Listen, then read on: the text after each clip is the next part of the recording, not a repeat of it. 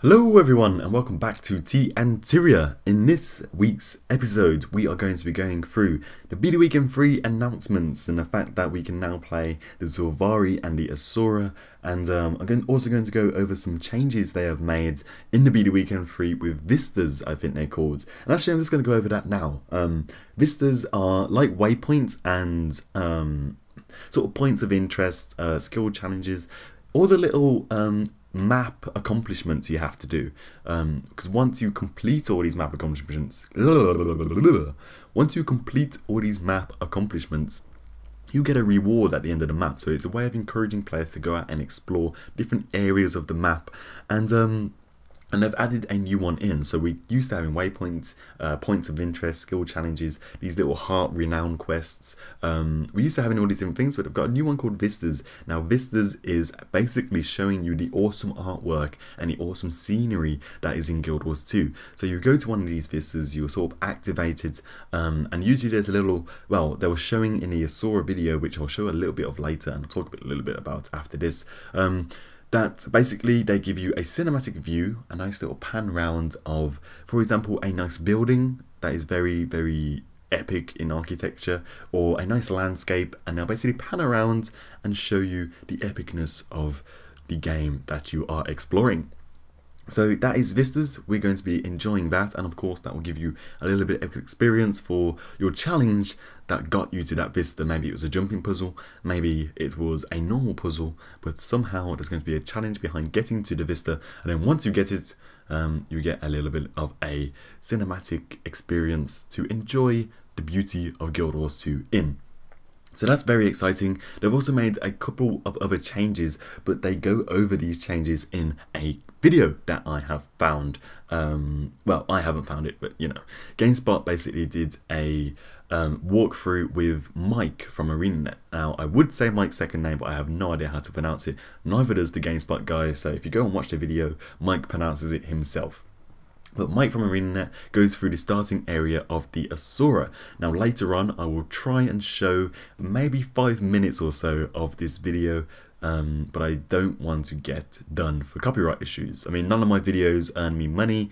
I probably have about 3 videos that have adverts on them, but I probably get 0.04 of a penny every time someone watches it, and not many people watch them.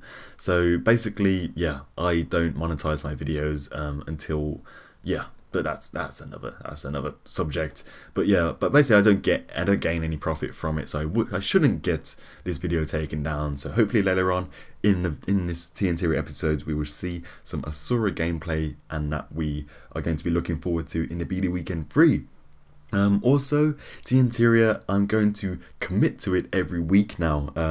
A couple of episodes back I was saying that I'm only going to do a Tyria when there's something to talk about, when there's something to go over. For example, now we've got Beta Weekend Free, we can play the Sylvari and the Asura. They've made a couple of changes, they've announced the release date, blah blah blah blah. I've got things to talk about, so I'll do it in Tyria.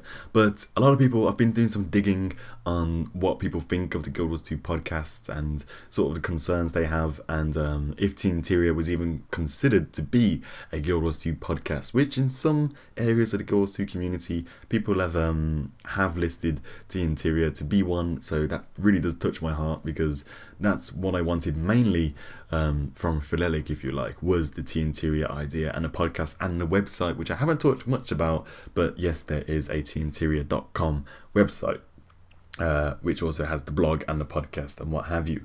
So yeah, but the one thing they were saying that was really, really important is the fact that there's not many Guild Wars 2 podcasts out there that are consistent every week. You get a podcast every single week. Tales of Tyria is good for it, Guildcast is good for it, and there's a few other ones that are good, known for being every week. But so yeah, I want Tyria to be every week now. So even if there isn't anything to talk about, I'll show some gameplay footage in the background and we'll just talk Guild Wars 2. Shall we?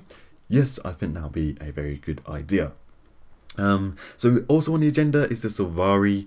I need your guys' help on a decision, because I don't know what to do, man, and I need your guys' help on it. So I'll be talking a little bit about the Sylvari, and I'll show a little bit about the Asura when I come on to them. And also, is the game ready? I was talking with my good friend Tube Elephant, And he seems to think the game is not ready. And there's quite a few people I've realised that think the game is not ready for release. And me, and I hope as well, you guys and you, the person listening, I hope you can get behind me and say, yes, the game is ready. And I am ready to argue this one to the death. So if you don't think the game is ready, I'm willing to have some friendly debate with you in the comment section. And this should be very, very fun. But we'll come on to that a little bit later. And I also wanted to go over some of the episodes. In the last couple of Tyrias, I have said nonsense episodes. For example, in the title, it would say Tyria episode 4. And in the video, I will be like, welcome to Tyria episode 6. And this is just because I used to do Tyria as a live stream, and then I changed it to do it as pure YouTube videos. And when I changed it, I restarted Tyria as episode 1, episode 2, blah, blah, blah. But in my stupid little head of mine, I got confused and I derped around for a bit, and every time I did a Tyria, I added on the episodes I did from the live stream. So basically mixed up all the episodes, but it's nice and fixed now, and they're all in a nice playlist on my channel. So with all that said and done, let's get on to my concern for the Sylvari. Now, it's not a concern as much as a question, that I really want to play one now. I've had this sudden urge that I really want to main a Sylvari, just because of the lore behind them. Now, if you've seen my Sylvari lore in-depth video, you'll know what I'm talking about, but I'll go over briefly the main reasons why. So, many of you know now that I'm going to main a human warrior, and I want to main a human warrior because of the aesthetics of it, because the fact that I can relate humans back to me, for example, and I can look at my character in all its glory, in all its epic armor, knowing that it's fighting the good fight in this epic fantasy world that is Guild Wars 2. And that sort of feel is the reason why a lot of people play human warriors, because they get that sense of just awesomeness. And I don't know, it's not immersion breaking when you're playing a human. It's very much so, especially part of the personal story, it's very immersive basically. Not that, you know, it's not immersive playing the other races, but for me, that's the reason why I like to play a human, because I can relate back to it, and when it's in all its glory, in all its armor, I find that just really, really satisfying, I suppose. And yeah, that sounds a bit sinister, but there you go. So that's why I wanted to play a human, and yeah, so I just thought ArenaNet will carry me the rest of the way, but they haven't been carrying me the rest of the way. The personal story options, I mean, come on, I mean, the first two are okay. The one that I chose was I really regret not recovering my sister's body, or something along these lines. I've forgotten what the first one was. It was maybe something to do with your best friend or something along these lines. But the last one, the circus option, if any of you have played the circus option for the human personal storyline, I've actually played through a little bit of the personal storyline. Just let me know if it's any good. Send me a message or a comment. Let me know if it's any good, because I really don't know if I should main a human for my PvE experience. Because the Sylvari just seem to be so much more interesting. The fact that they are sort of a brand new race to the world, for one, and the fact that their personal stories are probably going to be a lot more engaging, a lot more interesting, and the fact that just walking around in the world of Guild Wars 2, the world of Tyria, being a Sylvari, how the other races interact with you, and the whole idea behind them. You know, you're sort of born from a pale tree. You know, you're born from a tree. You're a plant in this world. And by the way, before I carry on, Sylvari engineer? No, just no. I like the idea that you can play every profession with every class, but some of them just don't mix. I was talking to someone who asked me a question about Char, because they wanted to roll a Char necromancer, and of course, the Char necromancer looks off. It just looks off. I mean, you've got this big Char that have built the Black Citadel. You know, they've got these massive siege engines, and they're just really hard. You know, they're just the bulk of what is military. You know, they're all sort of part of these different legions. You know, and then you've got a Char necromancer running around, you know, casting evil magic and doing all this stuff. Now, to some people, that might be absolutely fine. Yeah, but some people that's quite immersion breaking because they look at the chart and immediately they just think warrior, you know, engineer, guardian, maybe, you know, ranger. You know, they think these sort of stereotype professions for the chart. But a necromancer, an elementalist, a mesmer, they don't really fit the look and feel of the chart. And this is the same for the Sylvari. I mean, an engineer Sylvari, you know, a plant with a flamethrower, a flamethrower, a plant with a flamethrower. Come on now, you know, come on.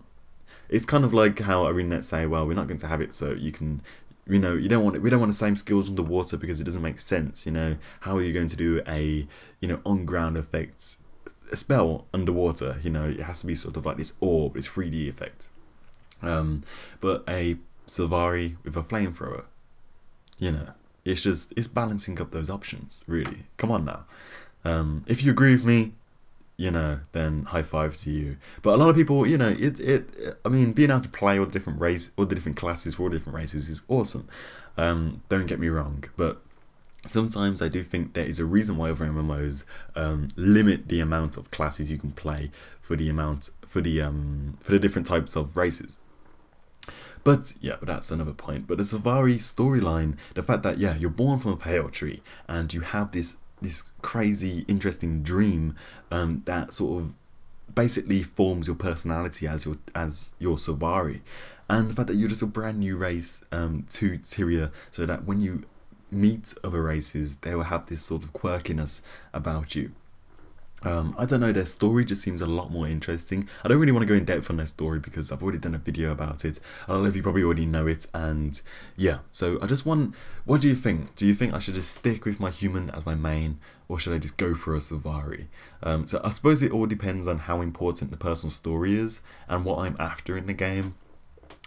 If I'm after just lore behind it, if I'm after the story, if that's what my main enjoyment is going to be, or is my main enjoyment going to be killing epic dragons? You know, so it's weighing a bit of both. But at the moment, I still am leaning towards a human warrior. I just wish that the personal story was a lot more engaging, a lot more interesting, and a lot more exciting, I suppose. But if you played some of the other options other than the sister's body, and of course we've only been able to play the starting personal story parts, really. I haven't played much into them. So if you have played a lot of the personal story, don't spoil it for anyone, or don't spoil it for me. Just say, Phil, do not worry, carry on playing your human because the story is epic and you will love it. But if not, if it's rubbish and you really didn't like it, also say that, because then I'll probably go off and play as Sylvari and really enjoy myself. So the moment you've all been waiting for, the transition from this Char flopping his hand around, getting a skill point, into the Asura, the little bit of Asura gameplay. Now, hopefully, I don't have to take this video down because of this, but for your guys' sake, I'm going to put it up because I don't get any benefit from it. I don't make any money from these videos, so you know, it's all good. It's all good. So yeah, this is basically a little Asura going through the starting area. Now Mike from arenanet takes GameSpot through the starting area, and this video is literally like an hour and 20 minutes long or something, and it is epic. I don't usually watch videos for that long, but watching this one, it took me back to those days in Gamescom and PAX and what have you, where we didn't know anything about Guild Wars 2 and every little bit of information was amazing, and every little bit of gameplay was just, oh, it was just orgasmic. And this took me back to those days, and yeah, even though we're on the brink of release, this video was really exciting, really interesting. It showed some of the changes that happened. So I'll put this video in the link in the description below so you can watch it in all its epicness. But the Asura seem extremely awesome. I'm going to be playing an Asura for my PvP character, not because I want a little advantage because I'm small, but because for me PvP is all about humiliating your opponent. If you're a better PvPer than them, then you know you're basically going to kite them around a little bit. You're going to have a little bit of fun with them, or just blow them up and absolutely own them.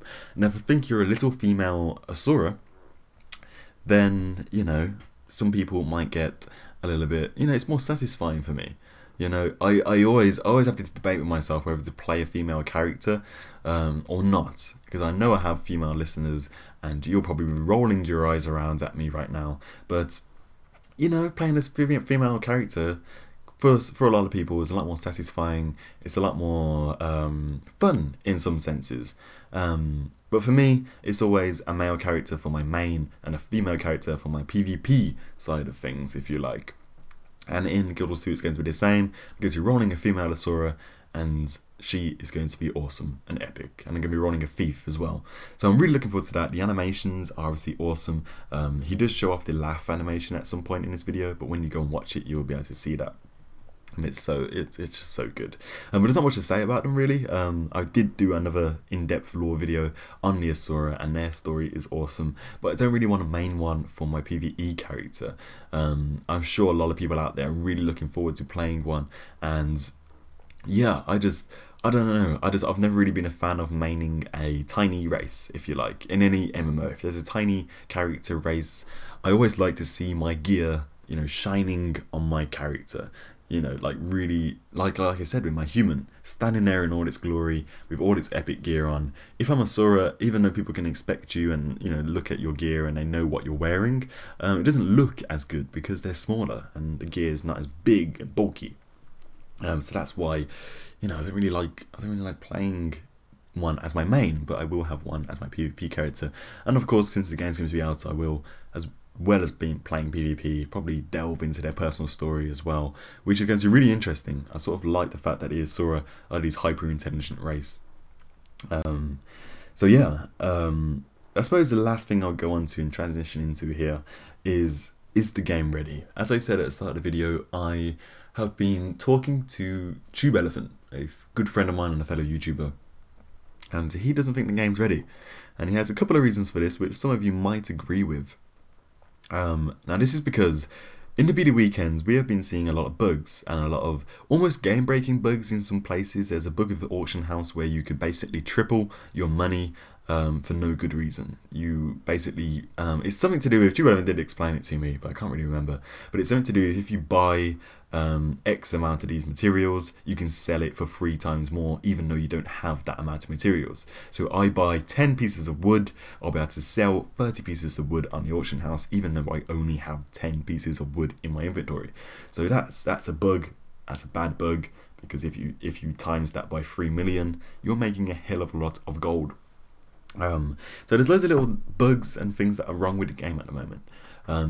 And it basically, if we didn't know the release date, not everyone, but a lot of people didn't think the game was ready. And a lot of people thought that we were going to be seeing more beta weekends. We're going to be seeing at least 2 to 3 more beta weekends before the game's actually ready, considering ArenaNet have been stating we're only going to release the game when it's ready, when we're happy with it, when it's nice and polished. So the fact that they announced 28th of August for their release date sort of raised a few people's eyebrows. And for me, and I hope for a lot of you guys, I think this is a load of nonsense. And I'll tell you why this is a load of nonsense. Because A, we have been waiting for Guild Wars 2 for such a long time now, and ArenaNet could have keeping the whole game a big secret. Like, look at Titan for WoW. The whole game's a big secret. You know, oh, we're not going to show you anything to do with the game, and suddenly, bang, we're going to release something, and you're going to all get really excited and buy our game. ArenaNet has been teasing us and teasing us and teasing us with content, with updates, with everything. They've been taking us step by step through Guild Wars 2's development, and depending, even if you play Guild Wars 1, you've been waiting since they announced it. You've been waiting so long. And now we're playing the beta. We're playing through the beta weekends. We're having an amazing time. We're all really excited for release. And they're cheeky. Well, it's frustrating, isn't it? I mean, everyone's talking about Guild Wars 2 withdrawal, because you play a beta weekend and you have to wait a whole month to play another one. And all we want to do is play Guild Wars 2. And waiting a whole month, it's just aggravating. It's really, really hard. So, I come to my main points. Would you rather them release the game in a little bit of a buggy state. I mean, you know, they're going to polish up the game in a couple of months coming up to release. They're going to give it a nice polish, a nice shine, ready for us to delve into and to have a lot of fun with. And have a little bit of bugs here and there. You know, oh, this skill point challenge still doesn't work. I'll go on to another one. Oh no, this dynamic event, all the mobs are spazzing out a little bit. They're a little bit, you know, they're a little bit glitched. Little tiny problems like this. And would you rather be able to play the game and have these problems, or not be able to play it at all and wait for these problems to be fixed? Now for me, I don't mind playing the game, because even when they polish the game, they overshine the game is shinier than a shiny item. You know, there's still going to be bugs. We're still going to, you know, dig out lots and lots of little tiny bugs and glitches and broken pieces of the game. No matter how much they try to make it perfect, an MMO is too big to be perfect. So I'd rather play the game with more bugs in it than less bugs. I'd rather play the game earlier with more bugs than later with less bugs. And I hope that a lot of you would agree with me. And if you do, then I just give you a virtual high five. And if you don't, then I am ready to argue. I don't usually argue with any of you guys. I usually just sort of, I'm quite humble. If one of you says, Philetic, your videos suck. Why the hell are you on YouTube? We all hate you. Get the hell out of here. I'll probably reply saying, sorry, I will see you in game and I'll stop making videos. That's if a lot of you said that, otherwise I probably wouldn't care. But usually, you know, I'm quite passive about these things. But with this one, I am ready to fight to the death, because hell, I just want to play Guild Wars 2. And I'm extremely bored with League of Legends and the like. And I want a new game to play, man, as I'm sure a lot of you do. So that's pretty much about all I've got to say. Do you think the game's ready yet? What are you going to play an Asura or Sylvari? A small little tip, by the way, is if you want to play a Sylvari or Asura, but you don't want to spoil the story, or you don't want to spoil the starting areas or the zones for the Sylvari and Asura, just log on with a Sylvari and Asura, just create a character, go into the mists, go to Lion's Arch and go to a chart, Norn or human area and level up there. That way you get to play a Sylvari or Asura, and you get to play one, but you're not ruining the experience being in the areas and playing the personal story, because you're already playing in, for example, Queensdale for the human area. So that's a little tip if you're a bit in two minds about it. Maybe you want to do that, maybe not. But I'm going to leave that episode here, guys. I know it's a bit of a weird one. I hope you enjoyed that little bit of Asura footage. I didn't put as much in there because I didn't want to get in trouble. But the link will be in the description below, as well as the link to the tntyria.com. This is where I put some blogs up. I put some little bit of articles, I suppose you could call them. And all my podcasts will be up there. Yeah, as well as sort of links to my Twitter, my live stream, and something else of mine.